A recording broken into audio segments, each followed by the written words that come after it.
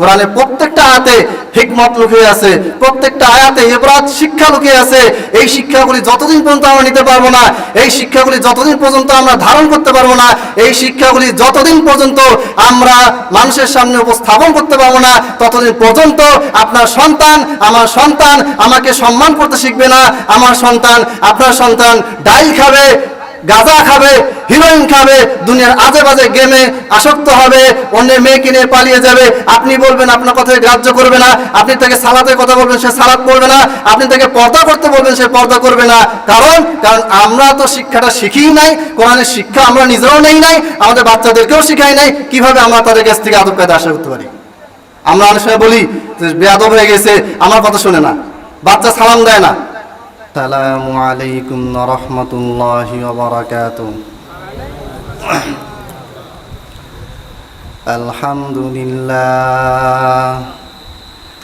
আলহামদুলিল্লাহি নাহমাদুহু ওয়া নাস্তাঈনুহু ওয়া নাস্তাগফিরুহু ওয়া নু'মিনু বিহি ওয়া নাতাওয়াক্কালু আলাইহি ونعوذ بالله من شرور أنفسنا ومن سيئات أعمالنا من يهده الله فلا مضل له ومن يضلل فلا هادي له وأشهد أن لا إله إلا الله وحده لا شريك له وأشهد أن محمدًا عبده ورسوله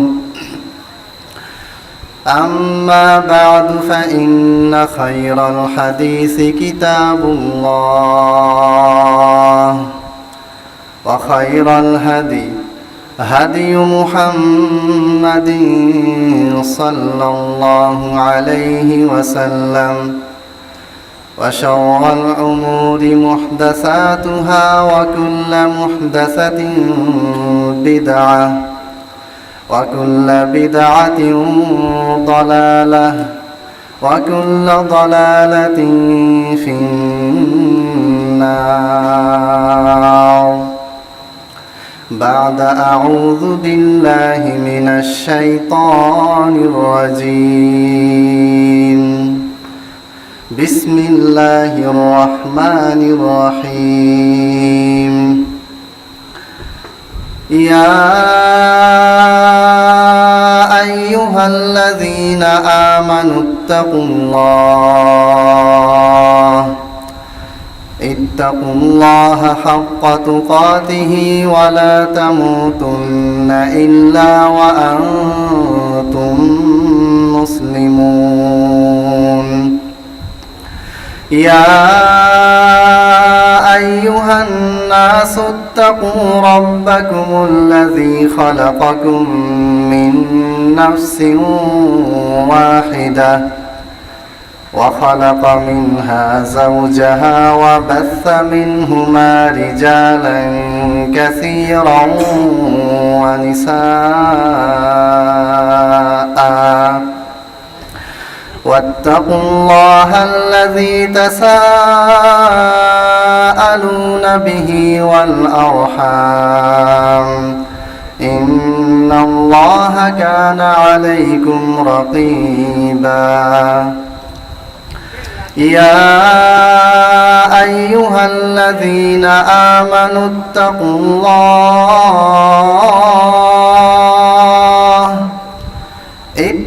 الله وقولوا قولا سديدا يصلح لكم أعمالكم ويغفر لكم ذنوبكم ومن يطع الله ورسوله فقد فاز فوزا عظيما. সমস্ত প্রশংসা মহান আল্লাহ রব্বুল আলামিনের জন্য। লাখো কোটি দরুদ ও সালাম বর্ষিত হোক সর্বশেষ নবী, সর্বশেষ রাসূল, সর্বশ্রেষ্ঠ মানব, সর্বশ্রেষ্ঠ মাখলুক, সর্বশ্রেষ্ঠ হেদায়েতের পথ প্রদর্শনকারী বিশ্বনবী মুহাম্মদ সাল্লাল্লাহু আলাইহি ওয়াসাল্লামের উপর অসংখ্য অগণিত দরুদ ও সালাম বর্ষিত হোক। আল্লাহুম্মা সাল্লি আলাইহি আল্লাহুম্মা বারিক আলাইহি সাল্লাল্লাহু আলাইহি ওয়াসাল্লাম। সম্মানিত উপস্থিতি, আজকের পাবনা জেলার অন্তর্গত আটঘরিয়া থানার ৬০গাছা একদন্ত গ্রামে আজকের এই মহান মাহফিলে উপস্থিত হতে পেরেছি আমরা। মহান আল্লাহ রাব্বুল আলামিন আমাদেরকে তৌফিক দিয়েছেন, এই জন্য সকলে বলি আলহামদুলিল্লাহ। আপনারা ইতিমধ্যে অনেক আলোচনা শুনেছেন, কিছুক্ষণ পরে প্রধান বক্তার আলোচনা শুনবেন। ততক্ষণ পর্যন্ত আপনাদের প্রতি আমি বিনীত অনুরোধ জানাই, দয়া করে কেউ উঠা বসা করবেন না। আপনাদের উপস্থিতি মূলত এই মাহফিলকে সফল করার জন্য বড় ভূমিকা রাখবে। সম্মানিত উপস্থিতি, আপনারা শুনেছেন যে আমি সূরা ইউসুফ থেকে কিছু আলোচনা করব। সময় যেহেতু সংক্ষেপ, তাই আমি শেষের দিকে সূরা ইউসুফের পুরো ঘটনাটা কনক্লুশন বা উপসংহার আপনাদের সামনে পেশ করব। তার আগে কোরআন থেকেই আমি সূরা ইউসুফের আলোচনা করব। আমাদের আলোচনা ওই রকম নয় যে তাফসিরের নামে একটা আয়াত পড়লাম, পড়ার পরে তাফসিরের নামে এই কাহিনী সেই কাহিনী, দুনিয়ার সব কাহিনী আসবে, কিন্তু কোরআনের আসল শিক্ষাটা সেটার আলোচনায় থাকে না। এইরকম তাফসির আমরা করি না। আমরা যেটা তাফসির করি সেটা হচ্ছে কোরআনে আল্লাহ তাআলা কি বলেছেন সেটাকে আমরা প্রথমে অনুবাদ করি। আল্লাহ তাআলা কি বলেছেন সেটা অনুবাদ জানার পরে সেটার সাথে রিলেটেড যতটুকু কথা বলা প্রয়োজন ততটুকু কথা বলি। এটা হচ্ছে প্রকৃত তাফসির। আমাদের দেশে তাফসিরের নামে যেটা হয়, একটা আয়াত পড়বে, পড়ার পরে সেই আয়াতের ব্যাখ্যা বিশ্লেষণ থেকে কোথায় যাবে কোনো দিশা থাকে না। কারণটা হচ্ছে যে মুফাসসির সাহেব তাফসির করতে গিয়ে দুনিয়ার কিচ্ছা কাহিনী তাফসিরের ভিতরে ঢুকিয়ে দিয়ে এমন একটা আলোচনা তৈরি করে, জনগণ মুগ্ধ হয়ে আলোচনা শুনে। কত কাহিনী, গল্প, কিচ্ছা কাহিনী শুনতে শুনতে জনগণের পুরো সময়টা পার হয়ে যায় মুগ্ধ হয়ে শুনে, কিন্তু সেই আসল তাফসিরটা কি ছিল, কোরআনে কি বিষয় ছিল, সেটা আর জনগণ বুঝতেও পারে না, বক্তাও নিজে সেটা উল্লেখ করতে পারে না। এইরকম তাফসির মাহফিল আমরা কখনো করি না। আমরা যেটা করি সেটা হচ্ছে কোরআনে যেটা বলা আছে হুবহু সেইটাই আপনাদের সামনে আমরা তুলে ধরি। সূরা ইউসুফ এটা হচ্ছে মাক্কি সূরা। সূরাগুলি কয় ভাগে বিভক্ত? মাক্কি এবং মাদানী। মাক্কি সূরা কাকে বলে? যেটা মক্কায় অবতীর্ণ হয়েছে। আর মাদানী? আসলে মাক্কি বলতে মক্কাতে থাকা অবস্থা অবতীর্ণ হবে এটা শর্ত নয়। হিজরতের পূর্বে মাক্কি জীবনে যেই সূরাগুলি নাজিল হয়েছে সেটাকে বলা হয় মাক্কি। সেটা মক্কায় হতে পারে, মক্কার আশেপাশে এলাকায় হলেও সেটাকে মাক্কিয়ে বলা হবে। আর হিজরতের পরে যেই সূরাগুলি নাজিল হয়েছে সেগুলিকে কি বলা হয়? মাদানী। হিজরতের পরে নবী সাল্লাল্লাহু আলাইহি সাল্লাম মক্কায় আসেন নাই, এসেছিলেন, বিভিন্ন জায়গায় গিয়েছিলেন, যেখানেই যান না কেন। হিজরতের পরে যে 10 বছর নবী মুহাম্মদ সাল্লাল্লাহু আলাইহি সাল্লাম জীবিত ছিলেন, এই 10 বছরে যতগুলি আয়াত নাজিল হয়েছে, যতগুলি সূরা নাজিল হয়েছে, সেগুলিকে বলা হয় মাদানী সূরা। সূরা ইউসুফ এটা কয় নাম্বার সূরা কে বলতে পারবেন? কয় নাম্বার? 12 নম্বর সূরা। মাশাআল্লাহ। এখানে আয়াত আছে মোট 111টা। আমাদের যুব সমাজের এখন যে অবস্থা, কোন মুভি কখন রিলিজ হবে, কোন ক্রিকেটারের কি নাম, কে কয়টা গোল দিয়েছে, কে কয়টা ছক্কা মেরেছে, কোন নায়ক কবে মুভির জগতে এসেছে এবং কোন নায়ক কয়টা নায়িকার সাথে মুভি করেছে, এগুলি আমাদের যুব সমাজের একেবারে মুখস্থ। জাস্ট একটা নায়কের নাম বলে দিলেই হয় যে অমুক নায়কের নাম বলতেছি, বলো, একেবারে তার পুরো জীবন কাহিনী বায়োডাটা মুখস্থ বলে ফেলবে। আর যদি বলতে বলা হয় যে সূরা ফাতিহায় কয়টা আয়াত আছে, বলতে পারে না। কারণ কি? কারণ হচ্ছে মুসলিম সমাজ কোরআন থেকে দূরে সরে যেতে যেতে এত দূরে সরে গেছে যে কোরআন নামটাও তারা শুনে না, কোরআন পড়া তো দূরের কথা। যাই হোক, আমি আমার আলোচনায় ফিরে আসছি। মহান আল্লাহ তাআলা বলেছেন, আলিফ লাম রা তিলকা আয়াতুল কিতাবিল মুবিন। আল্লাহ তাআলা প্রথমে বললেন আলিফ লাম রা। আলিফ লাম রা এর অর্থ কি কে বলতে পারবেন? আলিফ লাম মিম ইয়াসিন ওয়াল্লাহু আ'লামু বিমুরাদিহি, এই যে বিচ্ছিন্ন কিছু হরফ কোরআনে রয়েছে 29টা বিচ্ছিন্ন হরফ, এগুলিকে বলা হয় আল হুরুফুল মুকাত্তাআত। এগুলির অর্থ শুধুমাত্র কে জানে? আল্লাহই জানে। কিন্তু অনেকেই বলে আল্লাহও জানে আবার রাসূলও জানেন। আসলে রাসূল সাল্লাল্লাহু আলাইহি ওয়াসাল্লাম জানতেন না, তাকে জানানো হয় নাই। যদি আল্লাহ রাসূলকে এই অর্থগুলি জানানো হতো তাহলে আল্লাহ রাসূল সাল্লাল্লাহু আলাইহি সাল্লাম অবশ্যই আমাদেরকে বলতেন, কেননা কোরআনে বলা হয়েছে ইয়া আইয়ুহার রাসূল বাল্লিগ মা উনজিলা ইলাইকা মির রাব্বিক, হে রাসূল তুমি সেগুলি প্রচার করো যা তোমার রবের কাছ থেকে তোমার উপরে কি করা হয়েছে? নাজিল করা হয়েছে। যদি এই সমস্ত হুরুফুল মুকাত্তাআত আলিফ লাম রা আলিফ লাম মিম এগুলির অর্থ যদি নবী সাল্লাল্লাহু আলাইহি ওয়াসাল্লামকে জানানো হতো আর তিনি যদি জানার পরও যদি আমাদেরকে না বলতেন তাহলে কোরআনের আয়াতের বিপক্ষে তিনি যেতেন। কিন্তু আল্লাহ নবী তো কখনো কোরআনের বিপক্ষে যাননি, যাবেন না। আল্লাহ নবী সাল্লাল্লাহু আলাইহি ওয়াসাল্লাম মূলত এগুলি অর্থ জানতেন না, আল্লাহ তাআলা জানাননি। আল্লাহ তাআলা যদি অর্থ নাই জানায় থাকেন তাহলে এই অক্ষরগুলি কেন নাজিল করলেন? কেন নাজিল করেছেন? এটা হচ্ছে মক্কার কাফের মুশরিকদের প্রতি কোরআনের পক্ষ থেকে একটা চ্যালেঞ্জ। সেই সময়ে গোটা পৃথিবীতে আরবের মুশরিকরা আরবি সাহিত্যে যে পরিমাণ দক্ষতা অর্জন করেছিল, যে পরিমাণ প্রসিদ্ধি তারা অর্জন করেছিল, সেগুলোর ভিত্তিতে তারা নিজেদেরকে অনেক শিক্ষিত, অনেক এডুকেটেড, অনেক বড় সাহিত্যিক, অনেক বড় লিটারেচার মনে করত। আল্লাহ তাআলা তাদেরকে শুধুমাত্র 2টা হরফ নাজিল করে দিলেন, আলিফ লাম মিম আলিফ লাম রা। তোমরা কত আরবি জানো, এবার তোমরা এটার অর্থ বের করো।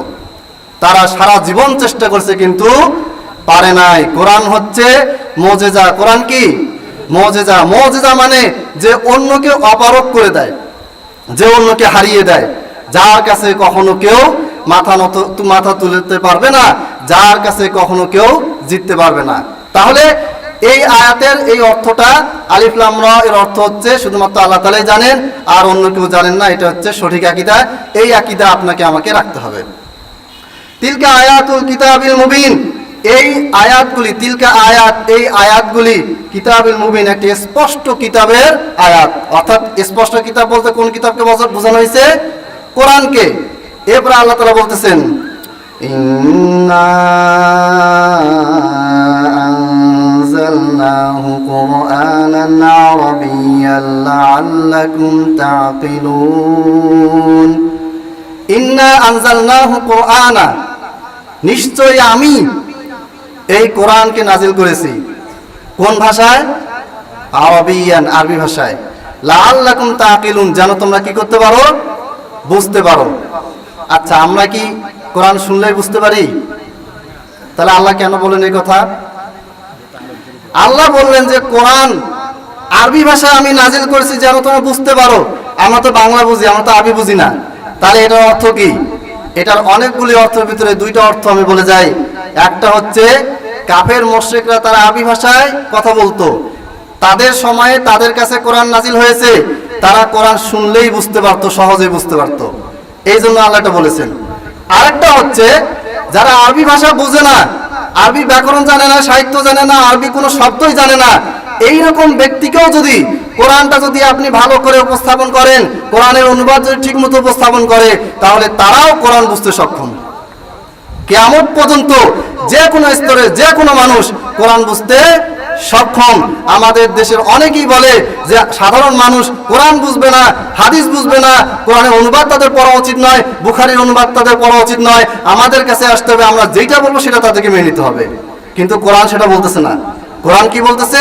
কোরআন বলতেছে এইটা হচ্ছে আরবি ভাষায় নাজিল করেছি এবং যেন তোমরা বুঝতে পারো।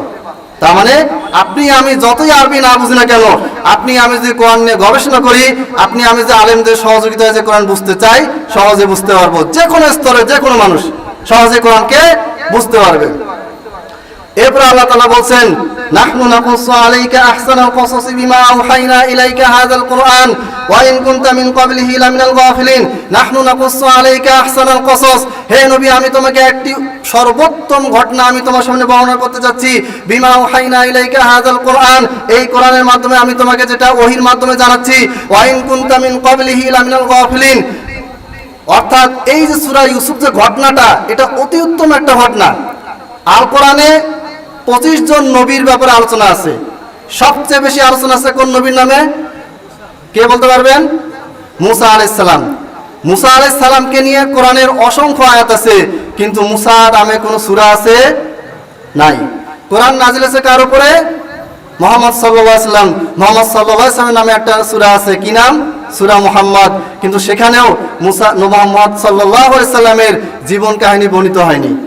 একমাত্র নবী ইউসুফ আলাইহিস সালাম, যার ব্যাপারে একটি সূরা নাজিল হয়েছে, যার জন্মের পর থেকে নিয়ে শৈশবকাল, যৌবনকাল, জেলখানায় তাকে অন্যায়ভাবে লুকিয়ে দেওয়া হয়েছিল, জেলখানায় তাকে কারান্তরীণ করা হয়েছিল, জেলখানাতে তিনি বের হলেন, বের হওয়ার পর তিনি মিশরের অর্থমন্ত্রী হলেন। কিভাবে কি হলো, তার ভাইরা তার সাথে কেমন আচরণ করেছিল, সবকিছু বর্ণিত হয়েছে কোন সূরায়? সূরা ইউসুফে। একমাত্র নবী ইউসুফ আলাইহিস সালাম, যার সম্পর্কে একটা পুরো সূরা নাজিল হয়েছে, এবং যার ব্যাপারে যার জীবনে বাঁকে বাঁকে ঘটে যাওয়া অনেকগুলি ঘটনা আল্লাহ তাআলা এখানে বর্ণনা করেছেন। কেন বর্ণনা করেছেন? আমরা পড়বো আর মজা নিব, এই জন্য বিভিন্ন উপন্যাস আমরা পড়ে থাকি, জাস্ট টাইম পাস, সময় পাস করার জন্য কি করি? উপন্যাস পড়ে থাকি। কিন্তু কোরআন শুধুমাত্র উপন্যাসের মতো কোনো গ্রন্থ নয়। এখানে প্রত্যেকটা আয়াতে এমন এমন কিছু ঘটনা আছে, এমন এমন কিছু শিক্ষা লুকিয়ে আছে, যেটা আমরা এখন কোরআন পড়লে আস্তে আস্তে জানতে পারবো। এরপরে আল্লাহ তাআলা বলতেছেন, ইয ক্বালা ইউসুফ, স্মরণ করো সেই সময় কথা, ইয ক্বালা ইউসুফ, যখন ইউসুফ বললেন, ইয়া আবাতি, হে আমার বাবা, ইয়া আবি, হে আমার বাবা, ইয়া আবাতি, হে আমার বাবা। দুইটা শব্দের ভিতরে আল্লাহ তাআলা ব্যবহার করেন ইয়া আবাতি। এই আবাতি শব্দটার মানে হচ্ছে হে আমার সম্মানিত শ্রদ্ধেয় পিতা। আমরা কি আমার বাবাকে এভাবে ডাকি? আমরা আমাদের বাবাকে মাকে এমন ভাবে ডাকি যে মনে হয় যে যেমন তেমন মানুষ। বাইরের মানুষের সাথে আমাদের আচরণ ভালো হয়, অফিসের বসের সামনে আমরা গলা নামায় কথা বলি, কিন্তু বাবা মাকে আমরা সেরকম মূল্যায়ন করি না। আল্লাহ তাআলা সূরা ইউসুফে ইউসুফ আলাইহিস সালাম তার বাবাকে কিভাবে ডেকেছেন, ইউসুফ আলাইহিস সালাম তার বাবাকে ডাকার সময় কোন শব্দটা ব্যবহার করেছেন, সেটা আল্লাহ তাআলা বলে দিলেন। এইখানে আল্লাহ তাআলা শিক্ষা দিলেন, নিজের বাবার সাথে, নিজের মায়ের সাথে নম্র গলায় একেবারে সম্মানের সাথে তাদেরকে সম্বোধন করতে হবে। সাধারণভাবে মামুলি ভাষায় তাদেরকে সম্বোধন করা যাবে না। যদি যেত তাহলে ইয়া আবাতি না বলে আল্লাহ তাআলা বলতেন ইয়া আবি, হে আমার আব্বা, হে আব্বা শুনো, কথা শুনো, এইরকম ভাষা আল্লাহ তাআলা ব্যবহার করতেন। কিন্তু এরকম ভাষা আল্লাহ ব্যবহার করেন নাই। তার মানে হচ্ছে ইউসুফ আলাইহিস সালাম সেই ছোট বয়সে যখন তার বাবাকে ডাকলেন, কোন ভাষায় ডেকেছিলেন? একজন নবী তার বাবাকে কোন ভাষায় ডাকতেন? একজন নবী তার বাবাকে কোন ভাষায় সম্বোধন করতেন? কিভাবে আমরা আমাদের বাবাকে ডাকবো, কিভাবে আমরা আমাদের মায়েদেরকে ডাকবো, সেই শিক্ষাটা আল্লাহ তাআলা এই আয়াতে দিয়ে দিয়েছেন। আমরা তো অনেকে কোরআন পড়ি কিন্তু বুঝি না। কিন্তু না, কোরআনের প্রত্যেকটা আয়াতে হিকমত লুকিয়ে আছে, প্রত্যেকটা আয়াতে ইবরাত শিক্ষা লুকিয়ে আছে।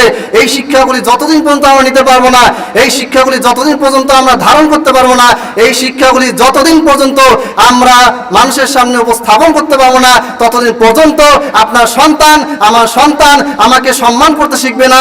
আমার সন্তান, আপনার সন্তান ডাইল খাবে, গাঁজা খাবে, হিরোইন খাবে, দুনিয়ার আজে বাজে গেমে আসক্ত হবে, অন্যের মেয়ে কিনে পালিয়ে যাবে। আপনি বলবেন, আপনার কথায় গ্রাহ্য করবে না। আপনি তাকে সালাতের কথা বলবেন, সে সালাত পড়বে না। আপনি তাকে পর্দা করতে বলবেন, সে পর্দা করবে না। কারণ আমরা তো শিক্ষাটা শিখিই নাই, কোরআনের শিক্ষা আমরা নিজেরাও নেই নাই, আমাদের বাচ্চাদেরকেও শিখাই নাই। কিভাবে আমরা তাদের কাছ থেকে আদব কায়দা আশা করতে পারি? আমরা অনেক সময় বলি যে বেয়াদব হয়ে গেছে, আমার কথা শোনে না, বাচ্চা সালাম দেয় না। এক অভিভাবক আমাদের মাদ্রাসায়, আমি যে মাসে পড়াই, তার বাচ্চাকে নিয়ে আসলেন ভর্তি করানোর জন্য।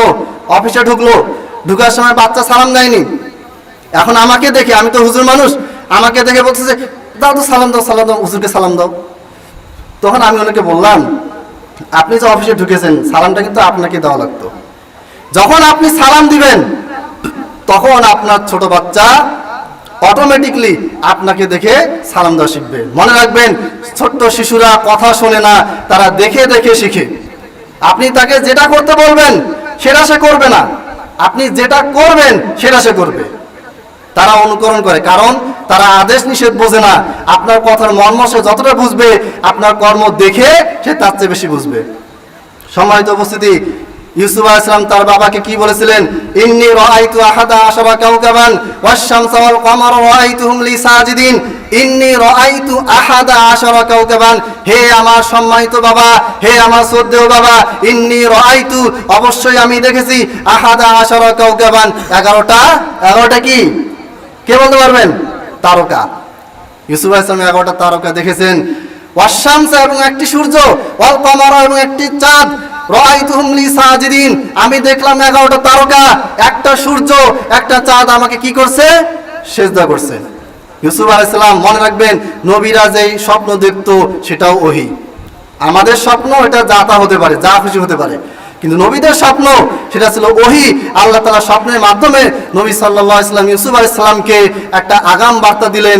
এই জন্য অনেক মুফাসসির বলেছেন যে ইউসুফ আলাইহিস সালামকে ওই দিন, যেই দিন তিনি স্বপ্ন দেখেছেন সেই দিনই তাকে নবুয়ত দেওয়া হয়েছে। কিছু কিছু মুফাসসির বলছেন না, তাকে পরে দেওয়া হয়েছে। সে যাই হোক, যে কোনো সময় দেওয়া হোক, সেটা আজকে আমাদের আলোচনার বিষয় নয়। এরপরে এতক্ষণ তো ইউসুফ তার বাবাকে ডাকলেন, ইয়া আবাতি, হে আমার সম্মানিত পিতা। এখন বাবা তার ছেলেকে কিভাবে ডাকতেছে দেখেন, ক্বালা ইয়া বুনাই, হে আমার আদরের প্রিয় সন্তান। আমরা আমাদের বাচ্চাদেরকে কি করি? তুই তুকারি করি। আমরা যদি আমাদের বাচ্চাদের সাথে ভদ্র নম্র আচরণ না করি, আমাদের বাচ্চারাও আমাদের সাথে ভদ্র নম্র আচরণ করবে না। আল্লাহ তাআলা সেই শিক্ষা দিলেন, পিতা তার সন্তানকে কিভাবে আদর করে ডাকতেছেন সেই ভাষাটা এখানে ব্যবহার করেছেন। ক্বালা ইয়া বুনাই, হে আমার আদরের সন্তান, লা তাকুসুস রুইয়াকা, তুমি তোমার এই কাহিনীটা বর্ণনা করবে না। ইউসুফ আলাইহিস সালাম বাবা কি ছিলেন? কি ছিলেন? নবী ছিলেন। নবী ছিলেন, বুঝতে পেরেছেন। নবীরা অনেক দূরদর্শী জ্ঞানের অধিকারী ছিলেন। তিনি বুঝতে পারলেন এই স্বপ্নটা যদি আমার ছেলে প্রকাশ করে তাহলে তার উপর কি নেমে আসবে? বিপদ নেমে আসবে। লা তাকুসুস রুইয়াকা আলা ইখওয়াতিকা ফায়াকিদু লাকা কাইদা, তুমি তোমার এই স্বপ্নটি তোমার ভাইদের কাছে কি করবে না? বর্ণনা করবে না। ফায়াকিদু লাকা কাইদা, যদি তুমি বর্ণনা করো তাহলে তারা তোমাকে কৌশলে তোমার বিরুদ্ধে ষড়যন্ত্র করবে। ইন্নাশ শাইতানা লিল ইনসানি আদুউম মুবিন, নিশ্চয়ই শয়তান হচ্ছে মানুষের প্রকাশ্য দুশমন। এখানে হঠাৎ করে শয়তানের কথা কেন আসলো? কারণ বাপ এবং ছেলে ইউসুফ আলাইহিস সালাম এবং তার বাবার ভিতরে যে কথাগুলি হয়েছিল সেটা কি প্রকাশ্য হয়েছিল? এটা কি সবার সামনে হয়েছিল? এটা হয়েছিল গোপনে। এখানে আরেকটা শিক্ষা আমরা পাই, আমরা যখন কোনো বিপদে পড়ি আমরা কাদেরকে আগে যা বলি? বন্ধুদেরকে বলি। আমরা যখন কোনো সমস্যায় পড়ি তখন আমরা বাইরের মানুষকে গিয়ে বলি, অথচ আল্লাহ তাআলা শিক্ষা দিলেন সবচেয়ে কাছের বন্ধু, সবচেয়ে কাছের মানুষ হচ্ছে বাবা। ইউসুফ আলাইহিস সালাম কি করলেন? তার বাবাকে বললেন। ইউসুফ আলাইহিস সালাম তার সমবয়সী কোনো বন্ধুকে এটা বলেন নাই, তিনি তার ভাইকেও বলেন নাই। কাকে বলেছেন? বাবাকে। তাহলে বাবা হচ্ছে সবচেয়ে কাছের মানুষ, মা হচ্ছে সবচেয়ে কাছের মানুষ। যেহেতু ইউসুফ আলাইহিস সালাম মা মারা গিয়েছিলেন তাই তিনি মাকে বলেননি, বাবাকে বলেছেন। তবে আমাদেরকে ওই রকম বাবা হতে হবে যেন আমাদের সন্তান তার বন্ধুর চেয়েও আমাকে তার বেশি নিকটতম মনে করে। এই আদবগুলি কোরআনের আয়াতে লুকিয়ে আছে। এগুলো যে বলতে যাই সারা পার হবে। কোরআন হচ্ছে আদব শিক্ষার সর্বশ্রেষ্ঠ গ্রন্থ। কোরআন হচ্ছে সাহিত্য শিক্ষার সর্বশ্রেষ্ঠ গ্রন্থ। কোরআন হচ্ছে মাসলা মাসাইল শিক্ষার সর্বশ্রেষ্ঠ গ্রন্থ। কোরআন হচ্ছে আকীদা শিক্ষার সর্বশ্রেষ্ঠ গ্রন্থ। সম্মানিত উপস্থিতি, শয়তানের কথা কেন আসলো? বাবা এবং ছেলের ভিতর কথা হচ্ছিল, শয়তানের কথা কেন আসলো? শয়তানের কথা এই জন্য আসছে, শয়তান হচ্ছে প্রকাশ্য দুশমন। প্রকাশ্য দুশমন কি? শয়তান আপনাকে বলবে মুভিটা দেখো, ওই ভিডিওটা দেখো, ওই মেয়েটার সাথে কথা বলো, বাবার সাথে দুর্ব্যবহার করো, নিজের জমির জন্য নিজের বোনকে জমি থেকে বঞ্চিত করো। আপনি আমি সবই জানি, তারপর আমরা কাজগুলো করি। অর্থাৎ শয়তান যে কুমন্ত্রণা আপনাকে আমাকে দিচ্ছে, এটা যে খারাপ, এটা যে নোংরা, এটা যে ন্যাক্কারজনক, শয়তানের কুমন্ত্রণা যে হাদিস বিরোধী, কোরআন বিরোধী, ঈমান বিরোধী, এটা আপনি আমি জানি, তারপর আমরা মানি। তার মানে শয়তান গোপনে কিন্তু কিছু করতেছে না, প্রকাশ্যেই সব কিছু করতেছে। প্রকাশ্যে মানে আমরা বুঝতে পারি, তারপর আমরা শয়তানে কি করি? আনুগত্য করি। শয়তানের কথা কেন আসলো? শয়তানের এই গোপন কথোপকথন শয়তান কি করলো? ফাঁস করে দিল। ইন্না শাইতানা লিল ইনসানি আদুউম মুবিন, এই জন্য শয়তানকে বলা হয়েছে সে মানুষের প্রকাশ্য দুশমন। শয়তান মানুষের সবচেয়ে বড় দুশমন। এরপর বলা হয়েছে, আল্লাহ তাআলা বলতেছেন, সরাসরি আল্লাহ তাআলা ইউসুফ আলাইহিস সালামকে বলতেছেন, ওয়া কাযালিকা ইয়াজতাবিকা রাব্বুকা, আর এইভাবে তোমার রব তোমাকে কি করেছেন? নবী হিসেবে মনোনীত করেছেন। ওয়া ইউআল্লিমুকা মিন তাউইলিল আহাদিস, আর তোমাকে হাদিসের জ্ঞান দিয়েছেন। ওয়া ইতুম্মু নি'মাতাহু আলাইকা ওয়া আলা আলি ইয়াকুবা কামা আতাম্মাহা, আর তোমার উপরে আল্লাহ তাআলা নিয়ামত পরিপূর্ণ করে দিয়েছেন। নিয়ামত মানে আল্লাহ তাআলা তোমাকে নবুয়ত দান করেছেন। নিয়ামত মানে হচ্ছে আল্লাহ তাআলা তোমাকে জ্ঞান দান করেছেন। নিয়ামত মানে হচ্ছে আল্লাহ তোমাকে জান্নাতি ব্যক্তি হিসেবে নির্ধারণ করেছেন। এই নিয়ামতের কথা বলা হয়েছে, যেই নিয়ামত তার বাবা ওয়া আলা আলি ইয়াকুব, ইয়াকুবের পরিবারকে আল্লাহ তাআলা দিয়েছিলেন, কামা আতাম্মাহা আলা আবাইকা, যেভাবে তোমার পিতামাতার উপরে তিনি পরিপূর্ণ করেছিলেন, মিন ক্বাবলু ইব্রাহিম ওয়া ইসহাক, ইব্রাহিম ও ইসহাকের উপরে। সম্মানিত উপস্থিতি, সবগুলি আয়াতের ব্যাখ্যা বিশ্লেষণ করা সম্ভব নয়, সময় শেষের দিকে আমাদের পরে বক্তব্য আসবে। আমি ঘটনার সংক্ষেপে এটুকু বলি, ইউসুফ আলাইহিস সালাম যখন তার বাবাকে এই ঘটনা বললেন, তখন তার এই বাবা এবং ছেলের যে গোপন কথোপকথন, সেই কথোপকথনটাকে ফাঁস করে দিল শয়তান, ফাঁস করে দিল। শয়তান কাদেরকে ফাঁস করে দিয়েছে? বাইরের মানুষকে না, শয়তান ফাঁস করে দিয়েছে তার বই মাতৃয় ভাইদেরকে। বই মাতৃয় ভাই মানে সৎ ভাই। ইউসুফরা মোট কয় ভাই ছিলেন? 12 জন। ইউসুফ এবং বেনিয়ামিন তার এক মায়ের সন্তান, আর তার সৎ মায়ের সন্তান ছিল কয়জন? 10 জন। এই 10 জনের কাছে খবর গেল। যখন তাদের কাছে খবর গেল, তখন তারা কি বললো? ইয ক্বালু লা ইউসুফু আখুহু আহাব্বু ইলা আবিনা মিন্না ওয়া নাহনু উসবা। যখন তাদের কাছে এই ঘটনাগুলি গেল, তারা সবকিছু জানলো শুনলো, তখন তারা ষড়যন্ত্র করা শুরু করলো। তাদের ভিতরে নতুন নতুন সমস্যা তৈরি হলো, তাদের মনে নতুন নতুন কথাবার্তা আসতে লাগলো। তারা বলতেছেন, লা ইউসুফু আখুহু আহাব্বু মিন্না ইলা আবিনা মিন্না, ইউসুফ আমাদের বাবার কাছে যতটা প্রিয় আমরা ততটা প্রিয় নই। এতদিন ধরে তারা এই ধরনের কোনো কথা বলে নাই, ইউসুফের ব্যাপারে তারা কোনো হিংসা বিদ্বেষ করে নাই, কিন্তু যখন শয়তান তাদেরকে এই ধরনের কথাটা প্রকাশ করে দিল, সেই স্বপ্নের ঘটনাটা, স্বপ্নের বিষয়টা যখন তাদেরকে বলে দিল, তখন তাদের ভিতরে কি শুরু হয়ে গেল? হিংসা শুরু হয়ে গেল। কার বিরুদ্ধে হিংসা শুরু হয়ে গেল? নিজের ছোট নাবালক ইউসুফের বিরুদ্ধে।